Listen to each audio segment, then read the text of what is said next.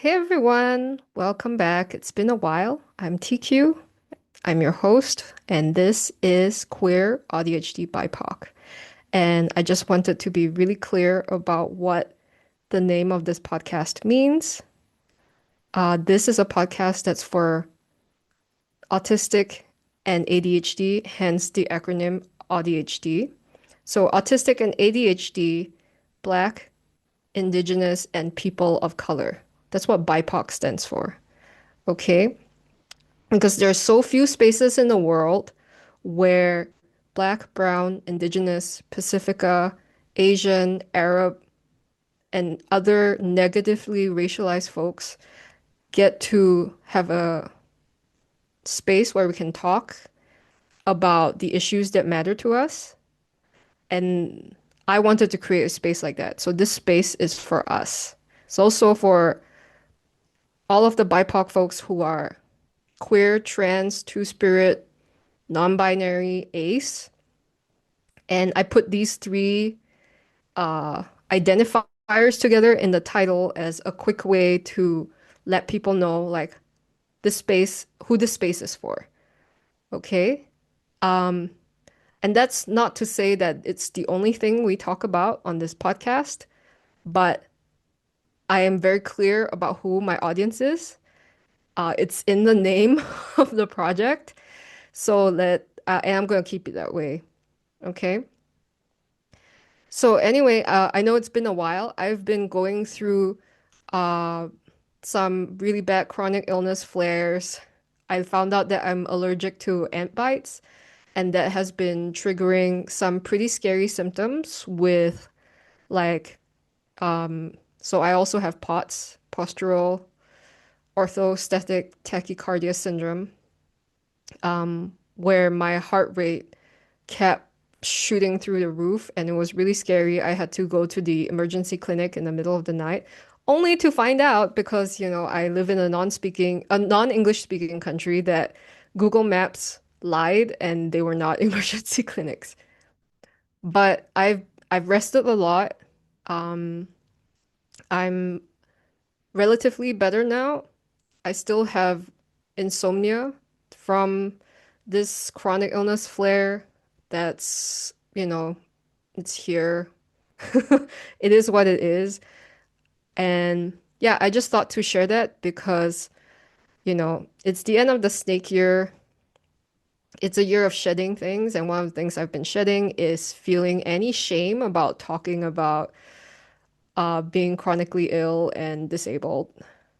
Yeah, because when the people around me don't talk about it, then I start thinking like, oh, you know, this is something that we just don't talk about. It's something that we need to hide. And I never want you to feel like that around me.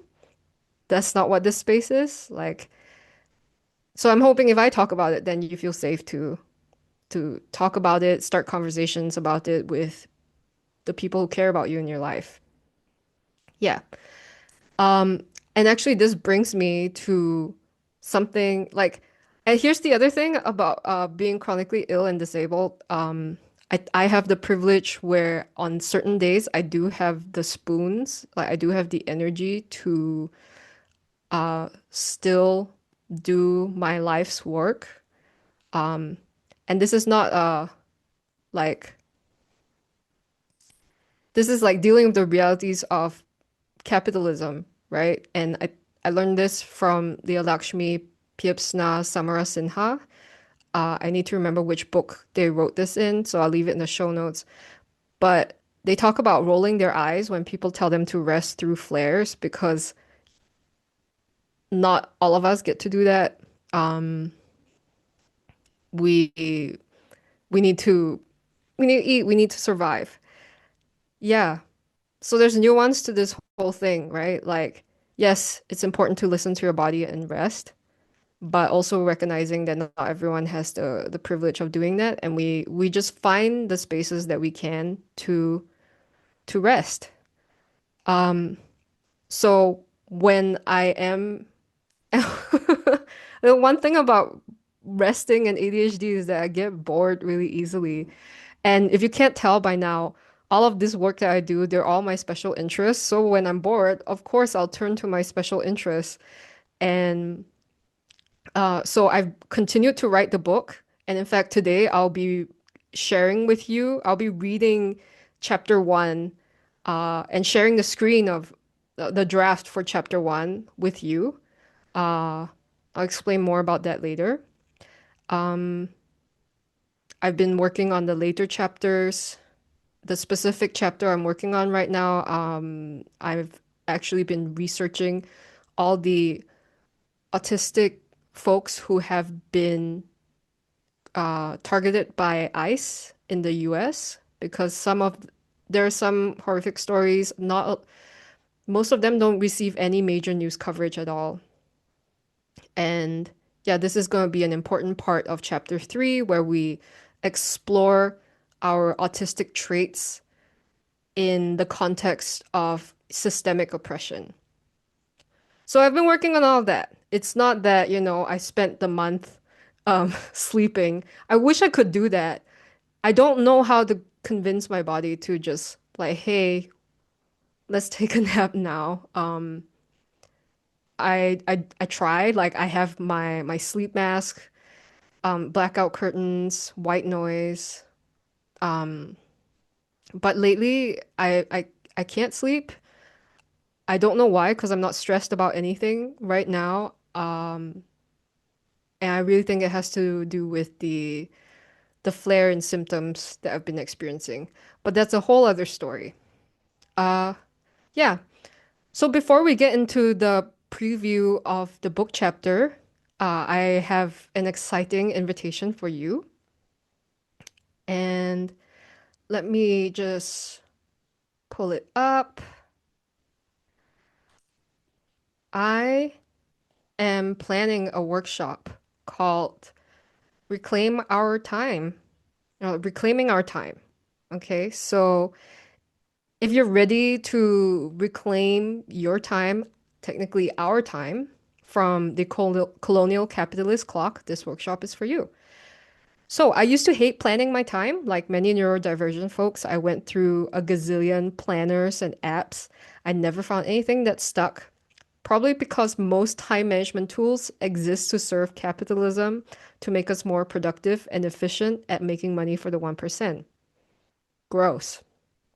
It could never work for someone like me. My disabled, chronically ill body isn't efficient. It's not predictable. It does not belong to capitalism. None of our bodies do. The whole idea of a body, quote unquote, as an individual unit is nonsense anyway. We exist in constant relationship to each other, our animal friends, our plant friends, bodies of water, tectonic plates, the underground mycelial network, our ancestors, chosen or blood, the people who come after us, the past, the present, and the future. I could go on and on. We're part of this web, and there's so many containers that are part of this web that can hold us in this relentless whirlwind that is rising fascism and authoritarianism today. But colonialism has made it so easy for us to forget and dismiss these containers as woo, superstition, or backward.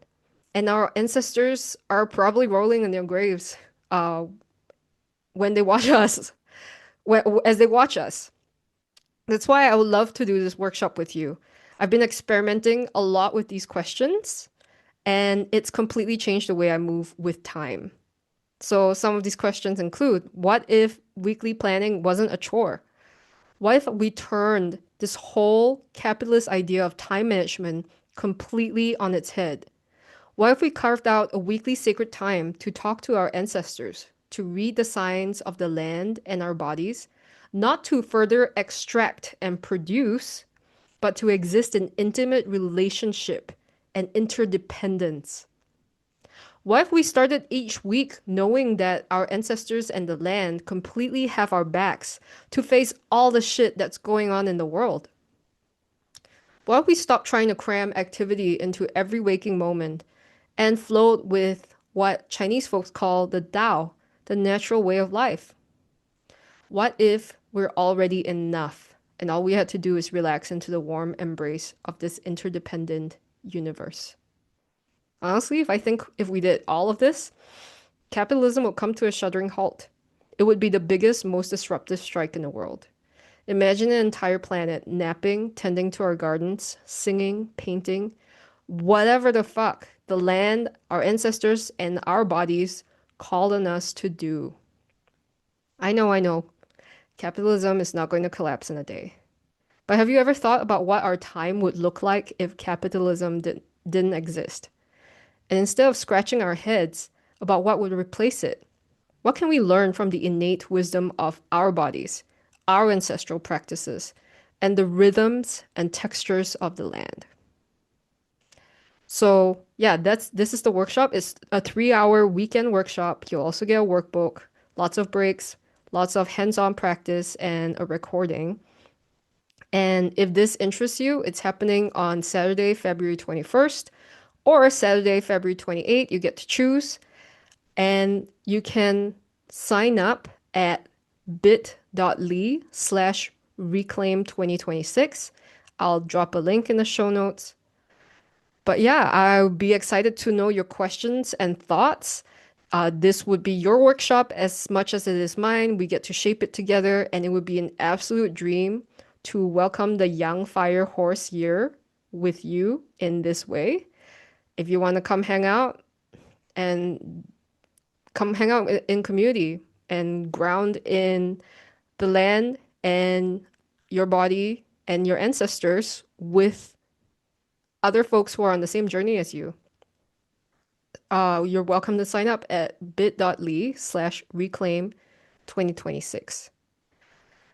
All right. So, uh, without further ado, I'm going to share my screen now and we are going to look at chapter one. So, I'm not the kind of writer who's precious about my writing. This is a draft that has already gone through a lot of iterations, so I don't feel shy about sharing it anyway. But yeah, I don't believe in hiding in a cave and never sharing my work with anybody. So even though the book itself is not complete, I did want to share this as a gift, especially for folks who have not joined the early supporter group. You can go to rewilding.cc/book to become an early supporter and get lots of behind the scenes updates and all the chapter previews. But yeah, if you haven't joined, this is a gift for you. It's just a way for me to share with you the writing that I've done so far.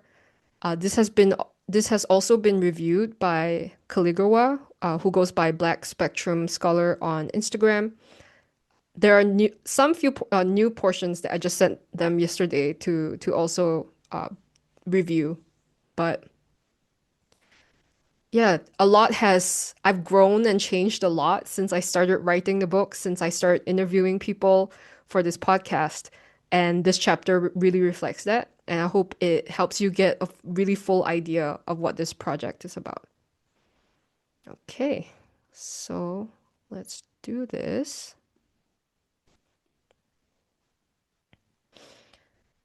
I'm going to,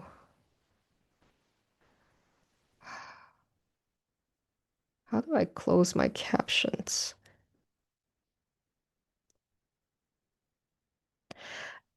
In case it isn't clear by now, I'm not the type of person who's going to be super precious and polished about any of this.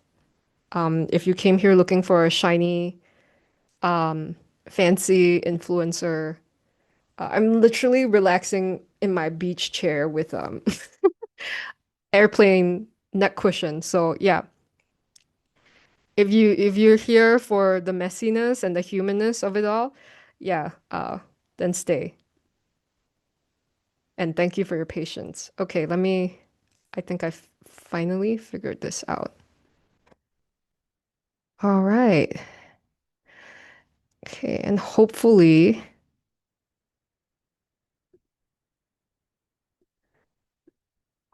all my other stuff is not in the way. All right, so this is chapter one of Queer AuDHD BIPOC, titled A Late Night Realization. It's 10 p.m. at night. My jaws are clenched tight. The feeling of molten lead radiates below my earlobe, down my jawbones, into my molars. Do you want me to refill your water? My partner asks. I nod wordlessly, then sink deeper into my couch, wanting to hide. We're both used to my verbal shutdowns by now. It usually follows weeks of being overwhelmed by loud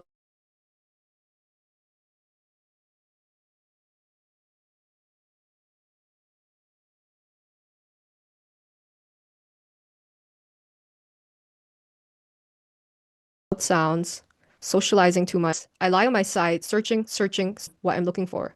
At least not at first. I struggle to use most social media apps. Scrolling is overwhelming, and the screen is too small for my dyspraxic fingers. I prefer the certainty of zeroing in on the information I need in a search engine. So, what am I looking for? In the blinking search bar, I've typed AuDHD BIPOC. Specifically, I'm looking for content by Black, Indigenous, and people of color about being both autistic and ADHD, which means attention deficit hyperactivity disorder. Yes, AuDHD is a thing. For many years, the Diagnostic and Statistical Manual of Mental Disorders, the DSM, indicated that autism and ADHD couldn't be diagnosed in the same person. That all changed with the release of the DSM in 2013. In fact, recent data from a US study of over 3 million people on Medicaid suggests that roughly 33% of autistic adults in the study have a co-occurring ADHD diagnosis. So what is ADHD? Scholars use the term neurotype, as a sociological construct to talk about all the differently wired brains out there, such as autistic brains, dyslexic brains, etc. So in this chapter, I've included a table that's a bird's eye view of how the autistic and ADHD neurotypes are described in the DSM-5 and how ADHD might look different than simply being autistic and ADHD alone. Your mileage may vary, of course. So if you're with me on YouTube, you can see the table, but I'm also gonna just read it out.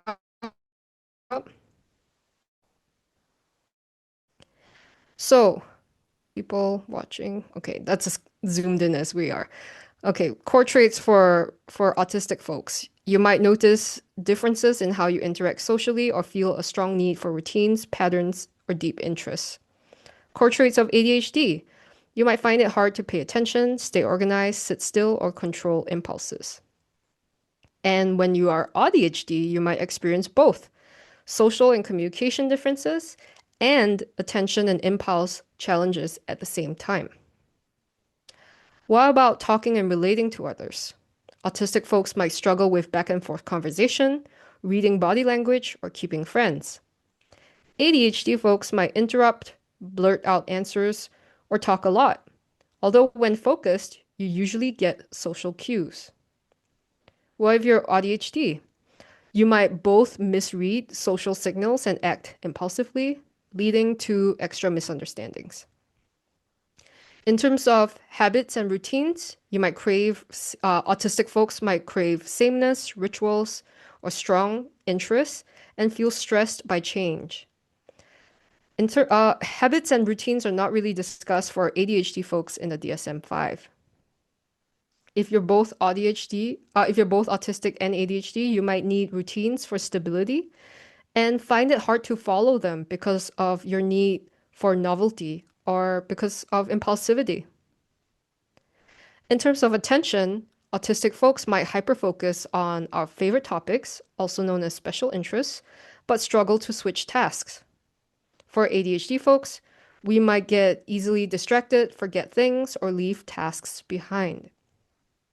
And if we're ADHD, we might swing between deep hyperfocus and total distraction, making daily tasks extra hard. In terms of movement, autistic folks might stim, which means we might rock, flap, fidget in any way to self-soothe or regulate. If we're ADHD, we might fidget, feel restless, talk a lot, or interrupt conversations. And if we're both, we might feel both restless and need a lot of stimming and fidgeting to self-soothe. In terms of our senses, autistic folks might be extra sensitive or less sensitive to sounds, lights, textures, or other sensory input. And for ADHD folks, sensory issues aren't officially a part of them, although you might still feel them. And for AuDHD folks, we might get distracted easily by sensory input and experience a lot of sensory overwhelm. What about in terms of when our autistic and ADHD traits show up? For autistic folks, our traits show up usually in early childhood, though for a late diagnosed adult, our traits might only become clear later when the demands of adult life, our social demands increase, or when our masking stops working as well. For ADHD folks, our traits usually show up before the age of 12 in more than one setting, such as at home and at school. If we're both, our traits will show up early, but one set of traits may hide or complicate the other. You might notice lifelong patterns where both neurotypes, that's my preferred term, where both neurotypes interact. In terms of daily life, autistic folks may find social life, work, and adapting to change challenging. You might struggle with, and then for ADHD folks, we might struggle with school, work, organization, and relationships. And then if we're both autistic and ADHD, we might need a mix of both structure and novelty. What works for us one day might not work the next day. So keep in mind that AuDHD is not a distinct neurotype or an official diagnosis. Uh, the column where I talk about the features of AuDHD is drawn from community knowledge instead. So I don't know about you, but for me, I was confusing. It was confusing to spend years not knowing a person can be both, especially with the ways in which autistic, ADHD, and other neurodivergent traits can contradict each other. So let me clarify. The terms neurodivergence and neurodivergent were coined by mixed race, multiply neurodivergent activist Kassiane Asasu Masu. In her words, neurodivergent just means a brain that diverges. She created this sociopolitical term to include people with autism, ADHD, epilepsy, learning disabilities, mental health conditions like schizophrenia, multiple sclerosis, cerebral palsy, and yes, even people with no diagnosis. So this is a very common misconception, and I just want to clear it up here. Moving on, while I have many issues with the DSM-5, as you'll see later in this book, so many unexplained things about my AuDHD cleared up for me once I was diagnosed. So back to that late night Google search. I am unsurprised when the algorithm turns up a bunch of mostly white content creators. I have no doubt they have helpful things to share with their audience, but I've never been able to relate to their narratives, which rarely grapple with the layers of oppression that queer, AuDHD, BIPOC face. These folks may talk about workplace stress, but not racism, transphobia, immigration challenges, or systemic healthcare neglect. All realities that shape AuDHD for multiply marginalized people like me. And take a moment and drink some water.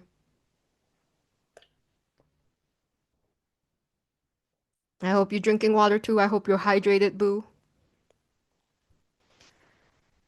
Yeah, so for multiply marginalized folks like me, like I could never relate to all of these narratives. It took me a long time to finally connect with other queer AuDHD BIPOC, whose content and communities are often buried by the algorithm.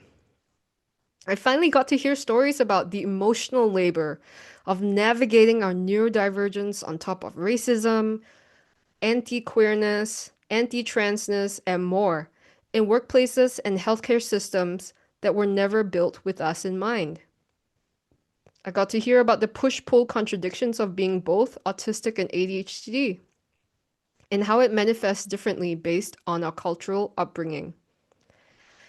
I could hear about the grief of years spent on miscommunication, losing friends, and getting overwhelmed by our environments. And also, I could we could talk about the relief of shedding years of shame and confusion when we finally understand who we are. My experiences in these communities became the seed from which the Queer AuDHD BIPOC project was born. So why now?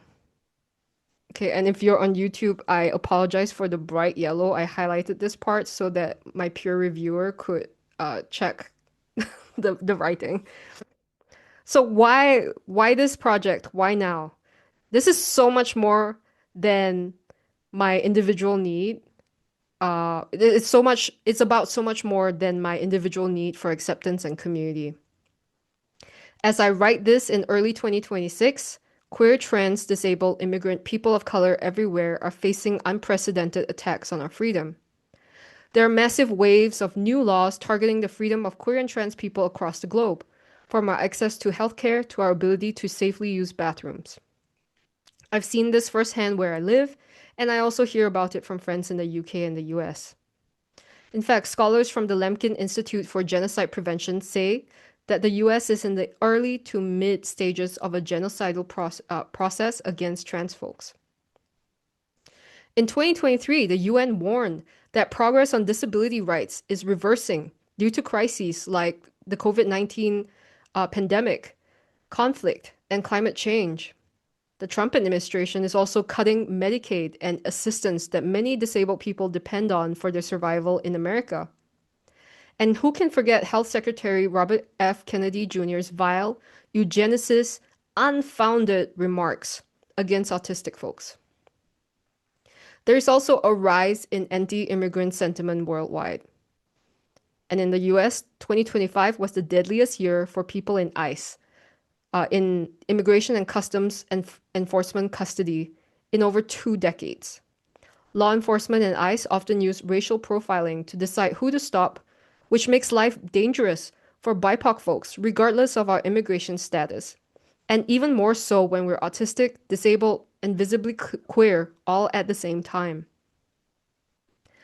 I don't share all of this to scare you, but the truth is, many of us are multiply marginalized AuDHDers of color facing all these dangers at the same time. It is far too easy for people like us to fall through the cracks and get left behind. I hope this book helps us understand each other and take better care of each other, because the state sure as hell isn't going to. And right now, we need each other more than ever. On top of the pressing material conditions of our time, I'm tired of how many mainstream conversations about AuDHD are extremely one-dimensional. Which, you know us, as queer AuDHD BIPOC folks, we are very decidedly not. We're not one-dimensional. That's why I titled this project Queer AuDHD BIPOC, with the exclamation marks. I want to loudly proclaim what it's like for people of color to live in multiple margins.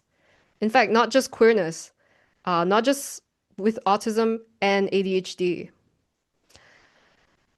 And this is especially since white folks are so quick to shut us down for talking about racism, classism, and the other very real systemic barriers we face on top of navigating AuDHD. For example, according to a 2024 US study following 9 million people over 12 years, Black and Latin adults are less likely than white adults to receive an autism diagnosis. A 2023 CDC report noted that for the first time, the percentage of 8-year-old Asian or Pacific Islander, Latin, and Black children identified with autism was higher than among 8-year-old white children, which suggests there's now better autism screening for BIPOC kids than in the past. Meanwhile, 56% of ADHD adults in the US weren't diagnosed until after age 18. A US study of nearly 4,300 children showing Black and Latino children had consistently, uh, wait, a US study of nearly 4,300 children showed that Black and Latino children had consistently lower rates of receiving an ADHD diagnosis compared to white children. In a study of about 1 million patients, Black people were less likely to be diagnosed with ADHD and more likely to be labeled with conduct disorders than white peers. And in the landmark report, Unequal Treatment, Confronting Racial and Ethnic Disparities in Healthcare, we learned that Black, Latino, Native American, Alaska Native, and other minoritized people in the US receive lower quality healthcare compared to white people, even when they have the same levels of income and insurance. So I know there was a lot of statistics. I actually need some more water for that. All right, I'm back. Do you drink water too? Okay, so there's a lot of statistics. Okay, but I bring this up to show that many queer AuDHD BIPOC spend years, even decades, without understanding our AuDHD needs and the systemic barriers that keep us from meeting those needs. And without this bigger picture, so many of us have internalized layer upon layer of racism, ableism, capitalism, cis heterosexism, and more onto our bodies and minds. We've taken on the failings of oppressive systems that were never built for us to thrive and turned them into personal failings. This breaks my heart. That's why in chapter 2, we'll explore who we might have been before European empires controlled 88% of the Earth's land. We learn about how colonialism, eugenics, and Euro-Western psychiatry tore us apart, and how many activist movements and elders fought for us to exist today, fought so that queer AuDHD BIPOC can exist today. And in chapters 3 and 4, the reality of these oppressive systems. Because being AuDHD is hard enough on its own. And I hope the analysis and stories in this book will help you shed all the extra shame that was never yours to carry. I hope to help you find some clarity and light at the end of a lifelong tunnel of confusion and self-doubt. This book is my way of saying, we exist, we matter, and our needs are real. If you're queer, late identified, or diagnosed AuDHD, BIPOC, and many other things, I hope to help you feel seen, less alone, and embraced, even when our stories don't look anything like the mainstream AuDHD narrative. This book was also an opportunity for me to center the people I regard to be the experts on the layers of our lived experience. Queer, Black, Brown, Indigenous, Asian, South Asian, Pacifica, Arab, and other negatively racialized AuDHDers. Our lived experience, our lived experiences are not optional add-ons to the AuDHD narrative. They are necessary truths, central to understanding what it means to survive, resist, and build liberatory futures together. That's why chapters 5 to 15 feature in-depth interviews with 11 queer AuDHD BIPOC folks who have graciously agreed to share their lived wisdom with you. This includes Janella, Riz, Caligua, Nadine, Kristen, Charlotte, Lakanubaya, Kantu, Kaishana, Supernova, and myself. Even though we're a very small group, these interviews show there is no monolithic way of being AuDHD. There are 8 billion people on this planet, and I believe 8 billion different brains, gender presentations, ways of loving, and ways of being. That's not even counting the ancestors who came before us and folks who will be here long after we're gone. Finally, I was also frustrated with how many books on autism and ADHD are focused on self-help, self-care, and assimilating into capitalism and other oppressive systems, without talking about dismantling these systemic barriers to our well-being. I wrote chapter 16 to shift the narrative from individualistic self-care to collective care and liberation, so that we can envision our survival and thriving as shared, so that we can all play our parts in liberating queer AuDHD BIPOC and liberating all oppressed peoples across the globe. Who is this book for? This book is for all multiply marginalized queer trans AuDHDers of color who don't see their experiences reflected enough in mainstream media, whether it's being early or late diagnosed, or self-identify autistic and ADHD, whether it's being racialized, Black, Indigenous, people of color, and people of the global majority, whether you're low to high support needs, physically disabled, fat, poor, working class, neurodivergent, mentally ill, mad, chronically ill, queer, trans, two-spirit, LGBTQIA+, in diaspora, living as an immigrant or refugee, and so, so much more. This book is also for anyone who wants to better support us, such as families, partners, friends, and caregivers, therapists, doctors, and other healthcare providers, teachers, professors, and anyone who is part of an education system, managers, bosses, and HR professionals, policymakers, and anyone with the power to create real systemic change for queer AuDHD BIPOC folks around the world. Queer AuDHD voices of color are already underrepresented in research and mainstream media. So for anyone who wants to stand with us, listen to us, and support the work we do. Who am I? Hi, I'm TQ. I use they, them pronouns. Right now, I'm a community facilitator, peer supporter, artist, and writer who works deliberately outside of institutions and the mental health industrial complex. This refers to the huge network of for-profit corporations that dominate the delivery of mental health services, including insurance providers, pharmaceutical companies, psychologists, therapists, and psychiatrists.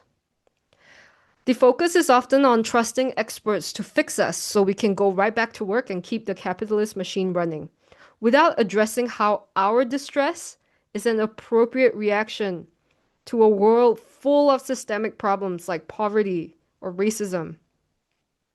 And when we're having a severe crisis and are in need of care, the MHIC, the Mental Health Industrial Complex, often works with the state to harm us further by calling the cops on us or forcibly institutionalizing us in psych wards, which has happened to me, my interviewees, and many other neurodivergent folks you'll learn about in this book. Don't get me wrong, I'll never fault anyone who needs medication and healthcare from the MHIC. There is nuance around all of this, which we'll get into in a later chapter. But as a peer supporter, I'm personally not interested in being a licensed extension of the state or fixing people who are simply trying to survive unjust systems.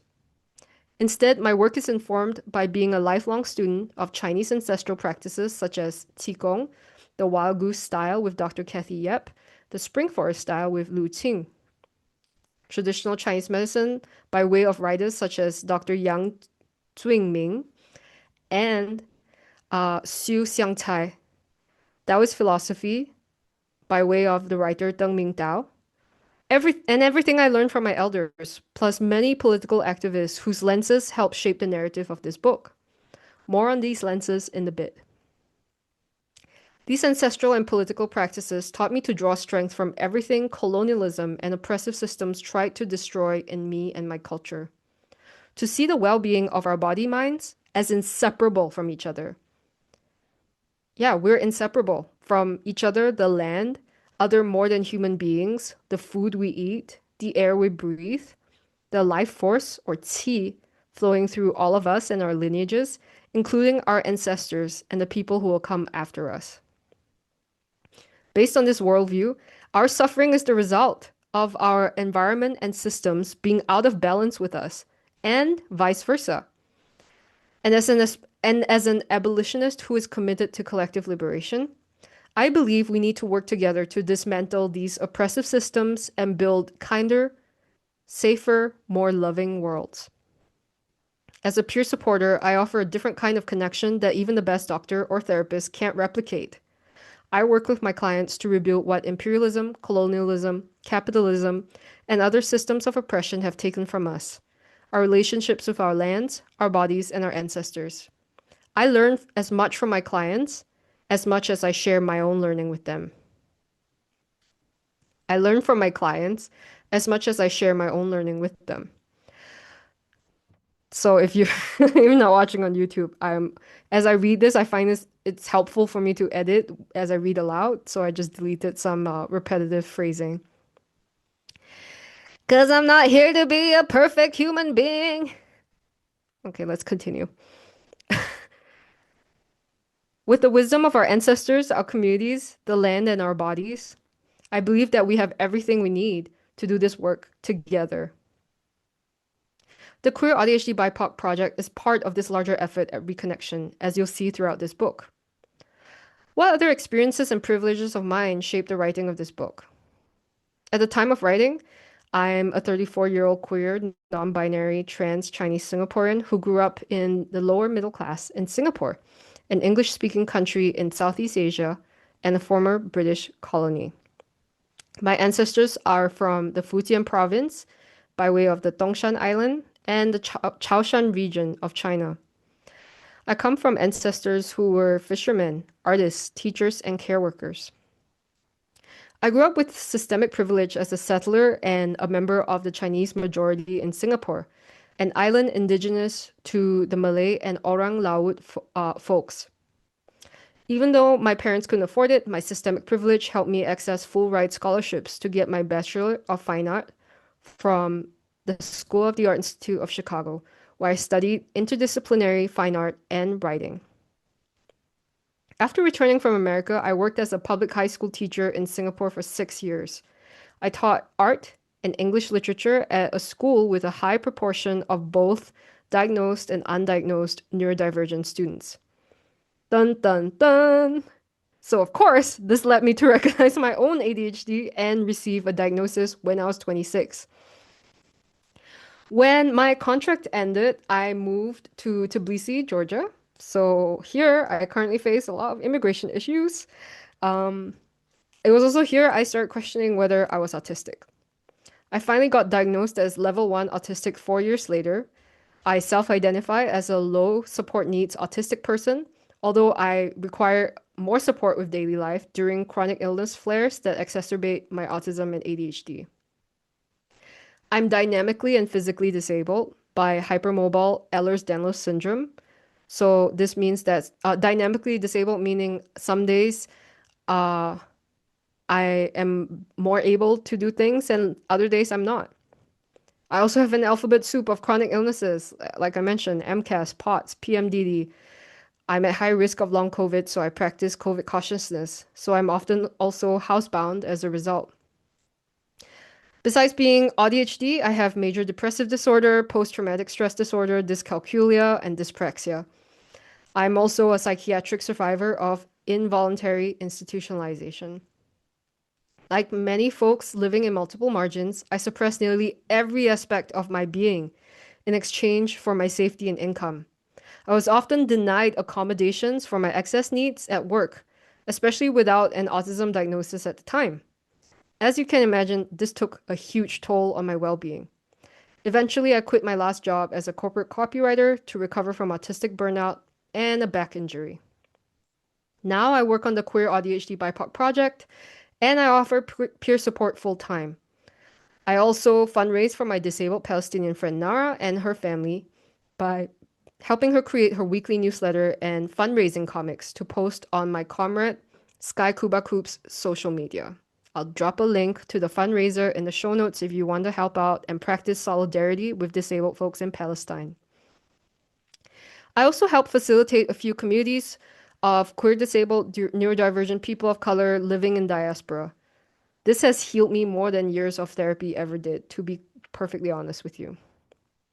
So, it might sound like I'm just rattling off a list of identities, quote unquote identities, but I'm sharing all of this with you to let you know I am both very privileged and very marginalized at the same time, which puts me in a unique position to write this book with clarity across many types of marginalized and privileged experiences. However, I will always defer to those who are more marginalized than myself as much as I can. I realize I don't have to navigate my AuDHD journey alone, and neither do you. So thank you for picking up this book. And if you haven't already picked up this book and all of the goodies available to early supporters, so you, okay, not this book. Not the entire book isn't done yet. I don't want to mislead you. I'm talking about the drafts of the early chapters and transcripts with the podcast interviewees. You can go to rewilding.cc/book to access all of that right now. You don't have to wait till the book is ready. All right, so to clarify before we move on with the rest of the book, let's talk about why disabled is not a bad word. Because in this book, you're going to see the words disabled, disabling, and disability used a lot. I bring this up because some of us may have been conditioned to see this as a dirty or offensive word. Those of us who need less support with being AuDHD, have lower support needs, might feel uncomfortable associating our neurodivergence with the word disability. Maybe we've been encouraged to avoid saying disabled and use euphemisms like autism is a superpower, his kid has special needs, or they're differently abled. So I'm just going to make a quick edit here. Maybe we've been encouraged to avoid saying disabled. Okay, so while how each person identifies, how you identify, it's completely up to ourselves, right? Completely up to us. I invite us to consider how even the most well-intended euphemisms come from the ableist assumption that being non-disabled is inherently better than being disabled, and that being disabled is necessarily a bad thing. Because why? Why is disability a bad thing? Ah, typo. Where did the idea come from? And how do we define disability? So we're going to talk about the models of disability for folks who aren't familiar. I'm going to take a water break. You drink some water too, boo.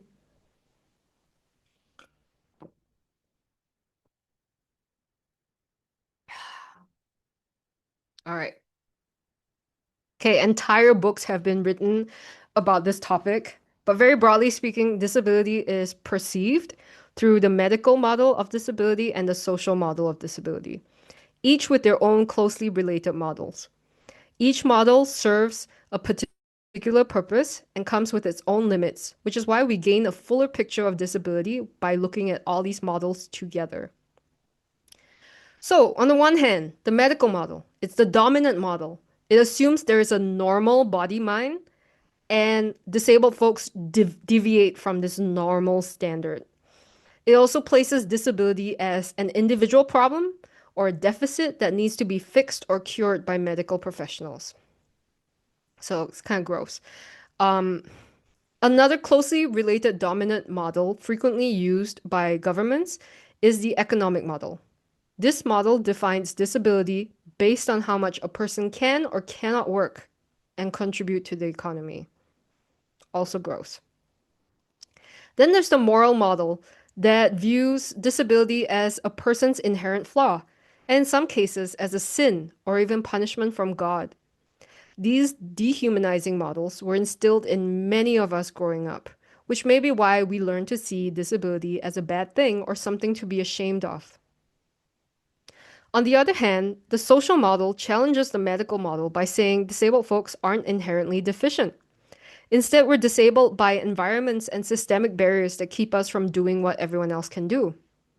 A closely related model is the identity model that destigmatizes disability and embraces it as a positive aspect of our personal and community identities. There's also the human rights model, a framework that advocates for the civil, political, economic, cultural, and social rights of disabled folks. Okay, so the social model of disability can be very empowering, but it doesn't capture the full story of disability. And you'll get some examples in a moment. That's why we'll look at the predicament model. Okay, it recognizes that disability can be both. It can be both biologically based come with real pain and intrinsic challenges, aka predicaments, like when we experience disabling sensory overwhelm, even in the comfort of our own homes. Because that is not a socially imposed disability. That is a disability and predicament that we'll have no matter what. The predicament model also includes the idea that disability is socially constructed by systemic barriers, society, and our environments. Like when we face difficulties keeping a job because our employer won't accommodate our very valid needs as AuDHD folks. Has that happened to you? Hands up. Yep. Ultimately, if we have struggled with being autistic and ADHD all our lives, both intrinsically and due to systemic barriers, then our traits are disabling. Disability is a factual word that simply describes our difficulties and limitations as autistic and ADHD folks. It's okay to acknowledge our disabilities without using euphemisms that erase our lived experiences or attaching negative judgments. In Chapter 2, we'll explore how disabled activists fought for our disabilities, including autism and ADHD, to be recognized by governments and institutions so that we can access vital accommodations, support, and services. The word disability has always been key to these movements and also created a sociopolitical identity that allows us to find community and organize systemic change with other disabled folks. As beloved disability justice elder and ancestor who recently passed, Alice Wong, says, "To me, disability is not a monolith, nor is it a clear-cut binary of disabled and non-disabled. Disability is mutable and ever-evolving. Disability is both apparent and non-apparent. Disability is pain, struggle, brilliance, abundance, and joy. Disability is sociopolitical, cultural, and biological. Being visible and claiming a disabled identity brings risks as much as it brings pride." This is a quote from Disability Visibility, first-person stories from the 21st century. So, disable is not a bad, dirty word, and I will be using it unapologetically throughout this book. All right, so in terms of lenses, this book draws from a few powerful frameworks that help me and my community make sense of our lives. First, let's talk about intersectionality. This is an extremely valuable lens from Black feminist praxis that's now used by many activists and social movements across the world. Drawing on earlier Black feminist thinkers such as Sojourner Truth, the Combahee River Collective, Audre Lorde, Bell Hooks, and Angela Davis, legal scholar Kimberly Crenshaw coined the term intersectionality in 1989 to describe how Black women's experiences and oppression can only be understood by looking at racism and sexism together. As the Combahee River Collective says, the major systems of oppression are interlocking, and the synthesis of these oppressions creates the conditions of our lives. In this book, intersectionality helps us see that the challenges we face are not just autism or ADHD in isolation. It's how we face ableism that collides with racism, anti-transness, anti-queerness, capitalism, and so much more. This book also uses a decolonial lens. So, one of the earliest people to write about this in 1992 was Peruvian sociologist Anibal Quijano, who wrote about how colonialism didn't end when colonies gained independence from European colonizers. Colonialism continues to shape how people are sorted into categories like race, how knowledge is defined and valued, and how society is imagined. What we call quote unquote modern thinking was built inside this colonial system. So if we want true decolonization and liberation, we need to challenge the way we think about AuDHD outside of Euro-Western centric frameworks where possible. This book also centers disability justice as a framework, And this came about in 2015 when queer disabled artists and activists of color, including Patricia Byrne, Aurora Levins Morales, David Langstaff, and the collective Sins Invalid, developed the 10 Principles of Disability Justice, which we'll talk more about throughout this book.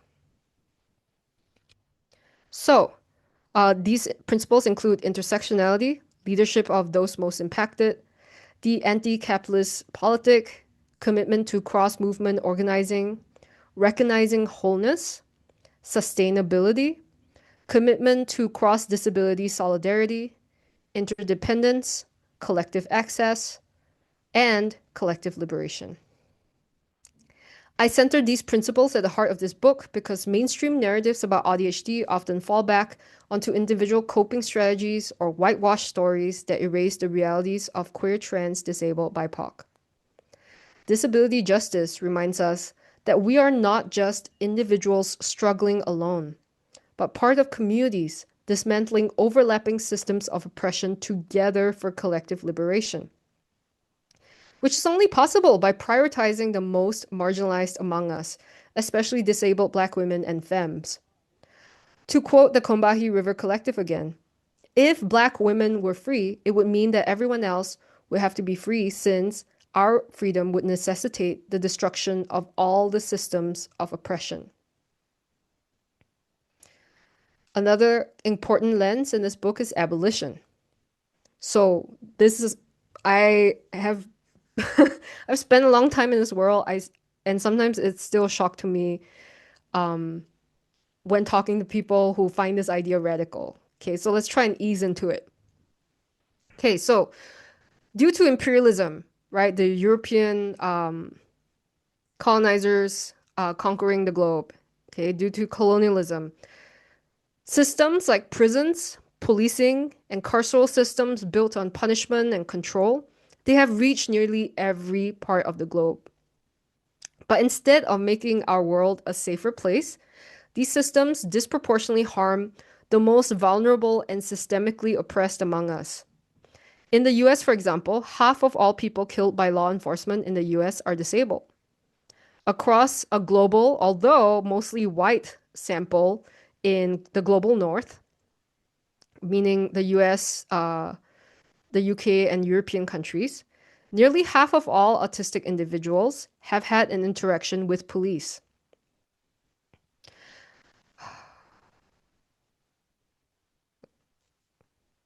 Sorry, give me a moment. There's a there was a weird thing that was showing up on my screen. Okay, so yeah, nearly half of all autistic folks have had an interaction with the police in the global north. More than half of disabled Black Americans have been arrested by the time they turn 28, which is twice the risk faced by white disabled folks. And 66% of all incarcerated people are disabled, with Black, Latin, and multiracial disabled men especially overrepresented in US prisons. Why? Well, when vulnerable folks can't access quality education, healthcare, and jobs due to systemic oppression, we turn to certain strategies to survive. Yet many laws and policies turn our survival strategies into crimes.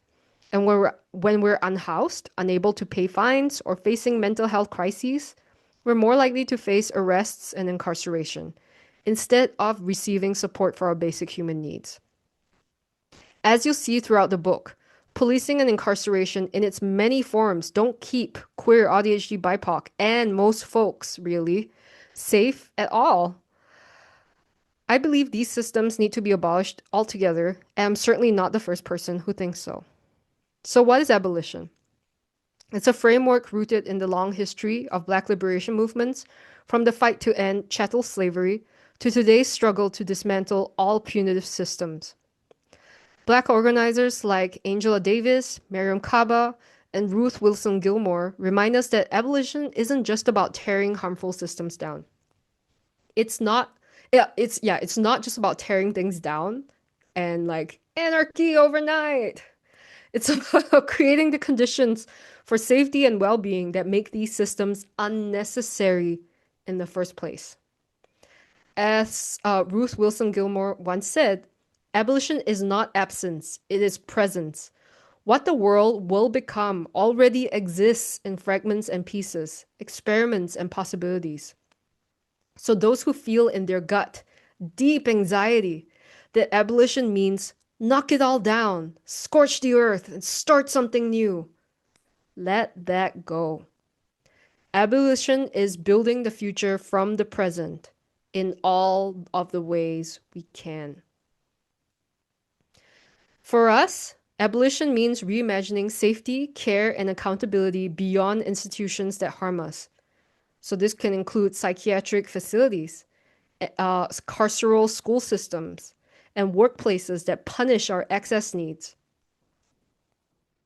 Abolition is also shedding the internalized cop in our heads, where we criticize, discipline, and punish ourselves every time we don't meet the exacting standards of the dominant culture, the rules of neuronormativity, gender, white supremacy, and more. Abolition asks, what would it look like to create worlds where disabled, neurodivergent, queer, and racialized people are not managed or fixed, but supported and allowed to thrive in interdependence? If this is new and radical to you, that's okay. Welcome to the party. Um, I've been here for a while. It's a great party.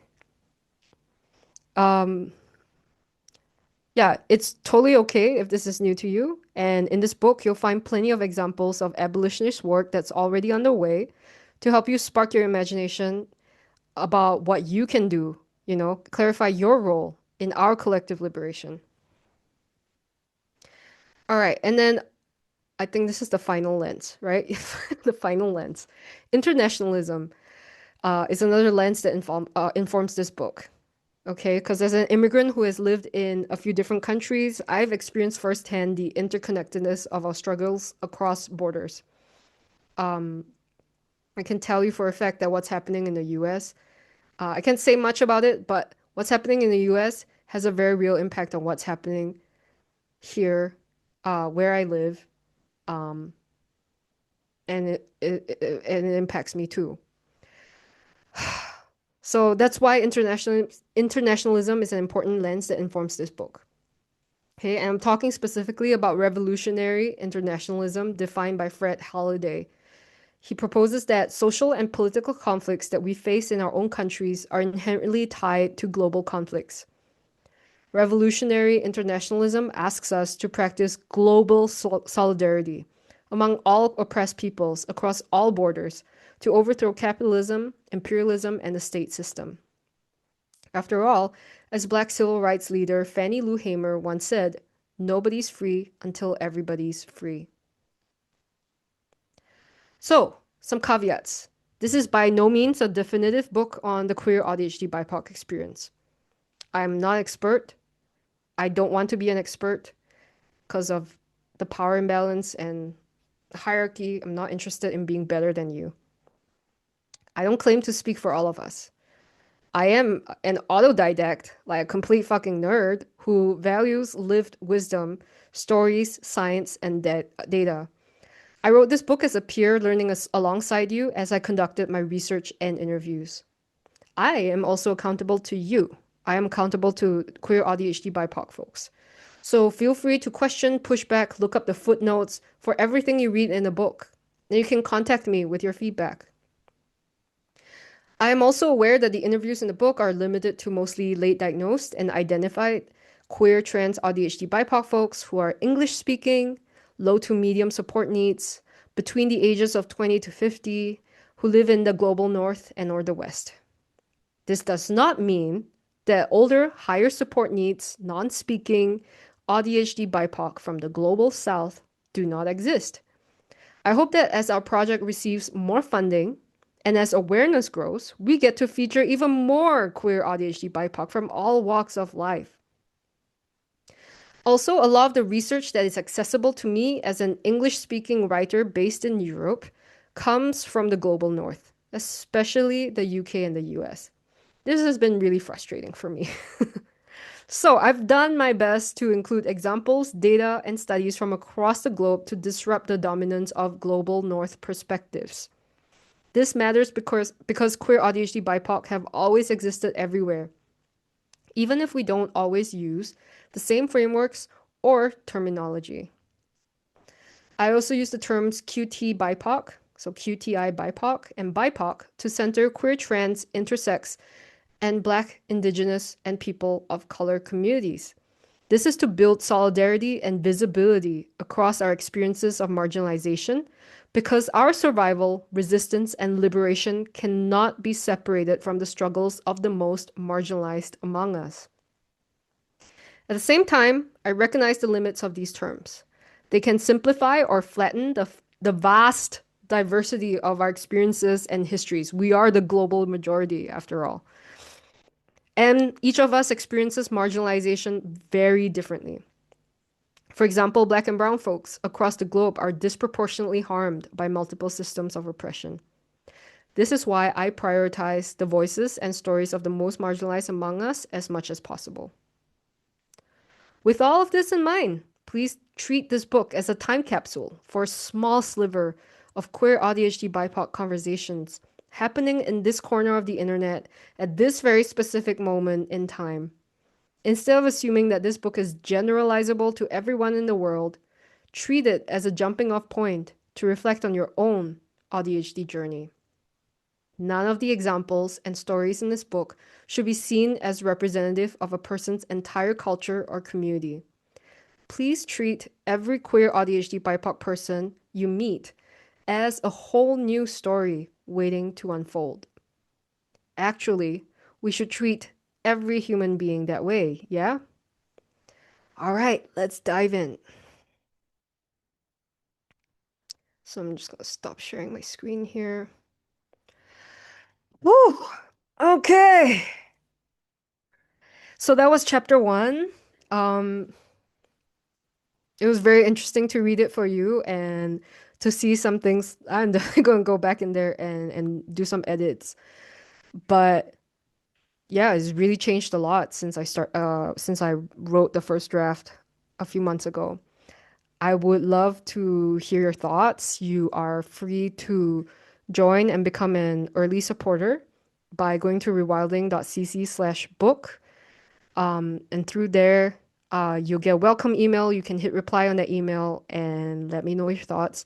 You can also use the contact form on my website. Yeah. Or you can join my newsletter, which is also free.